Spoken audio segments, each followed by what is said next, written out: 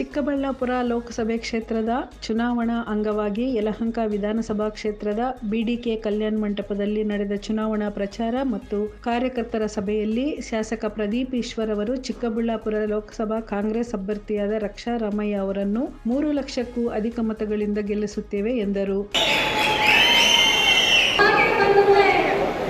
ಕಾರ್ಯಕರ್ತರ ಸಭೆಯಲ್ಲಿ ಮಾತನಾಡಿದ ಪ್ರದೀಪ್ ಈಶ್ವರ್ ಅವರು ಬಿಜೆಪಿ ಅಭ್ಯರ್ಥಿಯಾದ ಸುಧಾಕರ್ ವಿರುದ್ಧ ವಾಗ್ದಾಳಿ ನಡೆಸಿ ಕಾಂಗ್ರೆಸ್ ಪಕ್ಷವು 5 ಗ್ಯಾರಂಟಿಗಳನ್ನು ನೀಡಿದ್ದು ಚಿಕ್ಕಬಳ್ಳಾಪುರ ಲೋಕಸಭಾ ಮತದಾರರು ಕಾಂಗ್ರೆಸ್ ಪಕ್ಷವನ್ನು ಬೆಂಬಲಿಸಲಿದ್ದಾರೆ ಎಂದರು.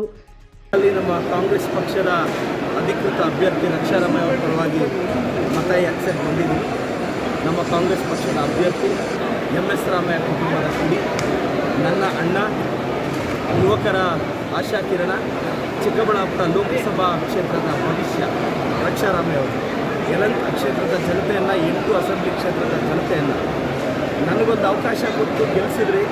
ಇವತ್ತು ನಿಮ್ಮ ನಿರೀಕ್ಷೆಗೆ ತಕ್ಕಂತೆ ನಾನು ಮನೆಗೆ ಹೋಗಿ ಕಷ್ಟ ಕೇಳಿ, ಮನೆಗೆ ಹೋಗಿ QR ಕೋಡ್ ಕೊಟ್ಟು ಅವ್ರು ಆನ್ಲೈನಲ್ಲಿ ಕಂಪ್ಲೇಂಟ್ ಲಾಡ್ಜ್ ಮಾಡಿದ್ರು, ನಾನೇ ಕಾಲ್ ಬ್ಯಾಕ್ ಮಾಡಿ 24x7 ಫ್ರೀ ಆ್ಯಂಬುಲೆನ್ಸ್ ಸರ್ವಿಸ್ ಕೊಟ್ಟು ಪ್ರತಿದಿನ ಜನಕ್ಕೆ ಸ್ಪಂದಿಸ್ತೀನಿ.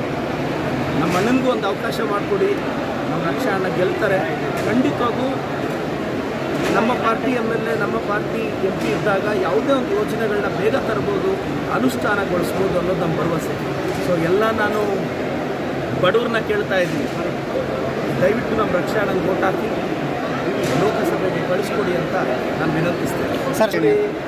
ನಮ್ಮ ಸುಧಾಕರ್ ಅವರು ಯಾರ ವಿಶ್ವಾಸವನ್ನು ಉಳಿಸ್ಕೊಂಡಿಲ್ಲ. ಈಗ ನಾವು ವಿರೋಧ ಮಾಡೋದು ವಿರೋಧ ಪಕ್ಷ ಓಕೆ, ಅವ್ರ ಪಕ್ಷದಲ್ಲೇ ಮೊನ್ನೆ ಯಲಹಂಕ ಅಲ್ಲಿ ಕೋವಿಡ್ ಕಳ್ಳ ಅಂದರು, BJPಯವರೇ ಅಂತಿದ್ದಾರಲ್ಲ. ನಾವಾದರೂ 2200 ಕೋಟಿ ಆರೋಪ ಮಾಡ್ತಿದ್ದೀವಿ, ಯತ್ನಾಳ್ ಸಾಹೇಬರು 40,000 ಕೋಟಿ ಆರೋಪ ಮಾಡೋದಲ್ಲ. ನಾನು ಹೇಳೋದು ಇದು ಗೌರ್ಮೆಂಟ್ ದಾಖಲೆಲ್ಲೂ ಪ್ರೂವ್ ಆಗಿದೆ ಅಲ್ಲ. ಈಗ ನಾವು ಇದು ಮಾಡಿದ್ರೆ ನೀವು ರಾಜಕೀಯ ಅನ್ಬೋದು, BJPಯವರು ಹೇಳ್ತಾ ಇದ್ದಾರಲ್ಲ.